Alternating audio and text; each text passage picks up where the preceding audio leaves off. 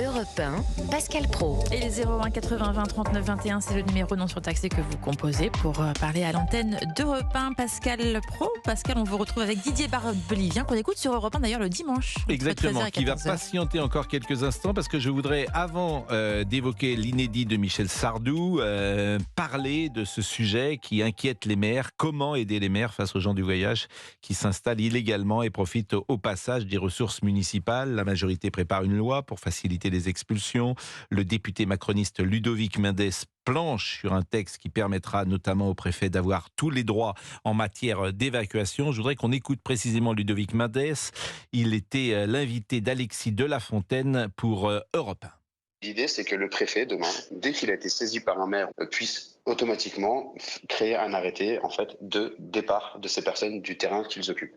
Aujourd'hui, il est obligé de passer par le tribunal administratif, et le tribunal administratif accepte rarement de reconnaître le trouble à l'ordre public pour évacuer le terrain. Donc là, on donne le pouvoir au préfet pour le faire, et ça sera à la communauté des gens du voyage d'aller au tribunal administratif pour contester l'arrêté d'exclusion. Et ça peut changer effectivement votre vie. On est avec Rodolphe Amaillan, qui est maire républicain de Vertou. Bonjour monsieur Amaillan. Bonjour à toutes et tous. Au mois de juin, vous aviez été agressé verbalement et physiquement. Vous aviez même été jeté dans un fossé. Je me souviens que nous avions échangé ensemble sur l'antenne de CNews. 200 caravanes s'étaient installées illégalement sur un terrain à l'entrée de la ville. Comment d'ailleurs s'est terminée cette histoire ?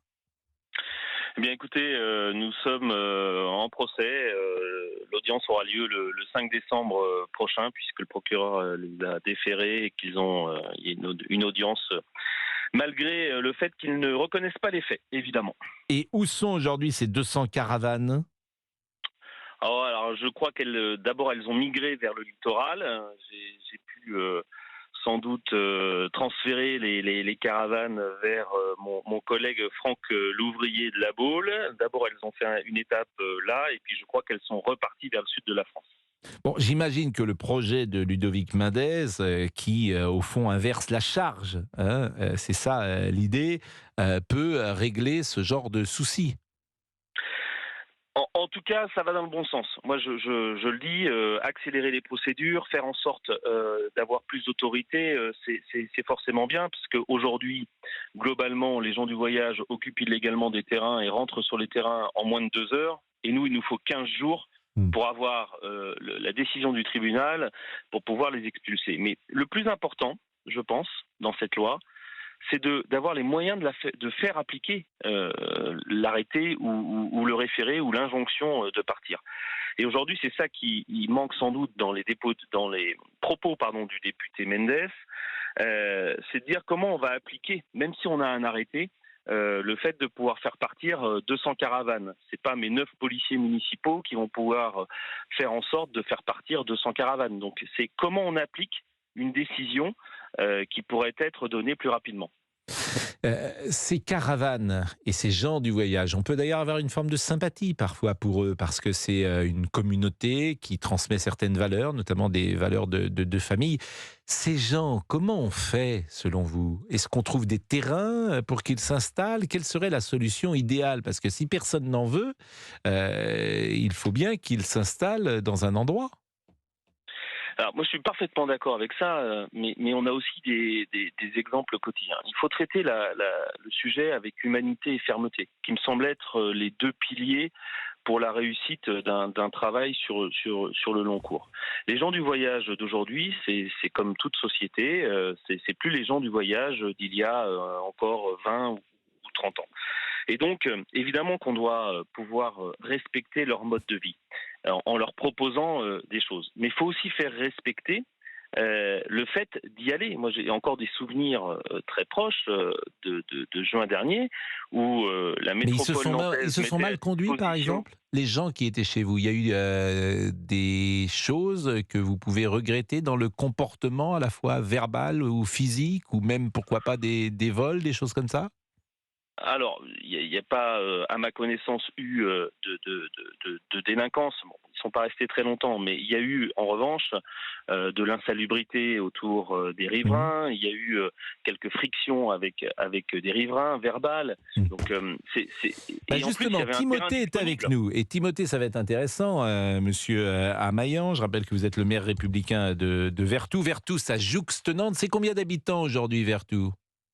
27 000 quasiment. Bon, 27 000. Alors, Vertou, dans le temps, c'était la banlieue de Nantes, un peu éloignée. Et aujourd'hui, c'est tellement difficile de rouler dans Nantes que pour aller du centre-ville de Vertou jusqu'au centre-ville de Nantes, je pense que ça... faut peut-être partir la veille, monsieur le maire. À peine, quand même, à peine.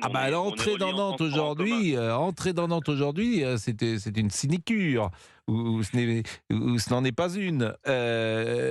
Timothée est là. Bonjour Timothée, vous appartenez à cette grande famille des gens du voyage qui n'ont pas toujours, disons-le, bonne réputation. Et monsieur Amaillan dit la société a changé des gens du voyage, ce ne sont plus ceux qui existaient il y a 30 ou 40 ans. Quel âge vous avez, Timothée ? Oui, bonjour à tous, j'ai 52 ans. Donc j'ai bien connu il y a 30 ans ou 40 ans, j'ai bien connu. Avant, il y a 40 ans, on avait le droit de se placer derrière le gadou, le bourrier, où on jetait les poubelles. Il y a 40 ans, on avait le droit de stationner ici pendant 48 heures. Mais depuis, il y a une loi, c'est la loi du 5 juillet 2000, c'est la loi Besson, hein, c'est la loi qui oblige les communes de plus de 5 000 habitants à avoir un terrain d'accueil, d'avoir une aire d'accueil. Et ça c'est vrai que c'est pas trop respecté, quoi. C'est-à-dire que, par exemple, en ce moment, vous êtes où, Timothée ? Là, je suis chez moi. J'habite à Saint-Laurent-des-Vignes. Et là, je suis en vacances, je suis chez moi. D'accord. J'ai 15 jours de vacances. Mais ce que vous appelez chez vous, pour des gens du voyage, chez vous, généralement, c'est la caravane, et la caravane, elle change de lieu. Oui, tout à fait. Là j'ai pas de maison. J'ai un terrain. J'ai acheté un terrain, et là, je suis chez moi dans mon terrain. Mais est-ce que vous comprenez les réticences, par exemple, de monsieur le maire de Vertou, qui n'a pas envie d'avoir sur son terrain, sur sa commune, plus exactement, 200 caravanes qui sont à l'origine, disait-il, d'insalubrité et parfois de friction avec les habitants. Avec les habitants de Vertou.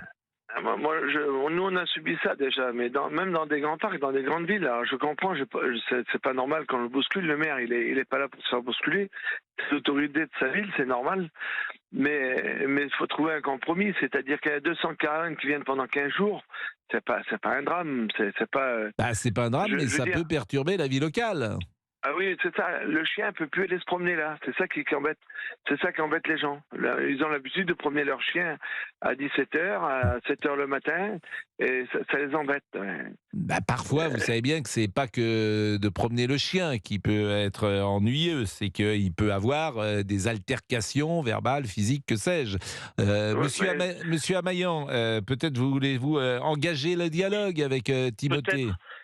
Peut-être dire à Timothée que je ne connais pas et que je n'ai pas de raison de ne pas croire que c'est un peu simpliste comme approche. Je veux dire, nous, la ville de Vertou, pour donner un exemple, respecte ses obligations en termes de terrain de la loi dite Besson, respecte les engagements au niveau des accueils pour les missions évangéliques, et pour autant, les gens qui sont venus en juin dernier ne voulaient pas aller sur ce terrain qu'on leur avait mis à disposition. Ah oui, et pourquoi ? C'est pas normal. Et pourquoi ne voulaient-ils pas aller sur ce terrain ? C'est une question. Non, mais parce que là, c'est un élément important quand même que vous donnez. Mais ce terrain, il n'est pas dans un endroit peut-être... C'est un terrain qui fait 4 hectares et sur lesquels on peut accueillir des centaines de caravanes. C'est fait justement pour les arrêts transitoires avant les destinations finales. C'est pour les grandes missions évangéliques de l'été. Et pour autant, le pasteur avec lequel j'ai discuté ne voulait pas y aller. Oui, mais quelle raison vous donnait-il ? Quelle raison vous donnait-il ? Alors, on a commencé par pourquoi. J'ai eu une réponse parce que, et puis après, j'ai fini dans le fossé. Oui, non, mais là, je pense que vous ne me dites pas tout, monsieur le maire. Il y a sûrement une raison. Oui, mais il y a une raison sans doute précise. C'est soit parce que ce terrain est mal placé, soit parce qu'il n'est pas viabilisé, je n'en sais rien. Le terrain il y a une raison. Le terrain est viabilisé, le terrain a été mis à disposition, le terrain est payé par les contribuables. J'entends bien, mais je suis sûr qu'il y a une raison, et cette raison, je voudrais l'entendre avant de conclure notre conversation. Malheureusement, je ne la connais pas, puisque je n'ai pas eu assez de temps pour discuter avec les gens du voyage de l'époque. Mais je le dis, la métropole... Et il vous laisse se mettre donc dans un terrain qui était loin de celui-là ? Alors, il est en dessous Cheviré, je ne sais pas... Évidemment, en dessous, le pont de Cheviré. Donc, c'est comme 4 hectares qui sont mis à disposition et payés par le contribuable, sur lequel, effectivement, pour le coup, les gens du voyage ne voulaient pas aller. Bon, écoutez, merci en tout cas de cet échange entre Timothée et Amayan. Et je rappelle évidemment qu'un député macroniste, Ludovic Mendes, planche sur un texte qui permettra notamment au préfet d'avoir tous les droits en matière d'évacuation et peut-être d'aller plus vite pour évacuer les gens du voyage. On va marquer une pause. En tout cas, peut-être, monsieur Pascal ? Je vous en prie. En tout cas, peut-être au-delà des polémiques, on peut peut-être se retrouver avec Timothée pour dire vive Sardou.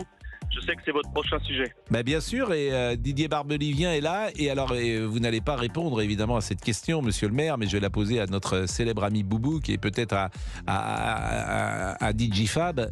Comment s'appellent les habitants de Vertou ? Les Vertounais. Non, pas les Vertounais. Mais j'essaye. Comment s'appellent les habitants de Vertou, chers amis ? Les Vertoyens ? Les Vertouais ? Les Vertoyens, non. Comment s'appellent les habitants de Vertou ? Alors nous le savons, puisqu'évidemment nous sommes nés à Nantes. Non, mais s'il vous plaît, je vois qu'il y a les Vertou, non ? Non, mais oui, en régie, ça triche. Informations en régie qui passent. Les Vertoins, on est en retard sur la pub. Il y a peut-être des locaux. Que dites-vous ? Les Vertoins, non ? Les Vertoins, non. Oh, bon, bah j'arrête. Bon, c'est bon. bah Les oui. Vertou, non ? Les Vertou, non plus. Bon, Les Vertaviens, je l'ai. Les Vertaviens. Eh oui, à l'aide de mon cerveau. Les habitants de Vertou s'appellent les Vertaviens. Impossible de deviner. Il y avait une équipe de Vertou. Je crois que Vertou jouait en rouge quand j'étais enfant, quand on jouait au football. Exactement. Et ben vous voyez, c'était l'AS Vertou, non, c'est ça, l'AS Vertou. L'US Sainte-Anne de Vertou. Exactement, la Sainte-Anne de Vertou. Je peux vous dire que c'était une belle équipe, la Sainte-Anne de Vertou dans les années 80. Mais il y a des anciens Nantais encore dedans. Et comment ? Exactement, ça l'est toujours. Il y a quelques anciens Nantais dans l'équipe de Vertou. Exactement, il y avait la Sainte-Anne de Vertou. Il est à 12h46, on parle de l'inédit dans une seconde avec Didier Barbelivien, inédit de Sardou. À tout de suite.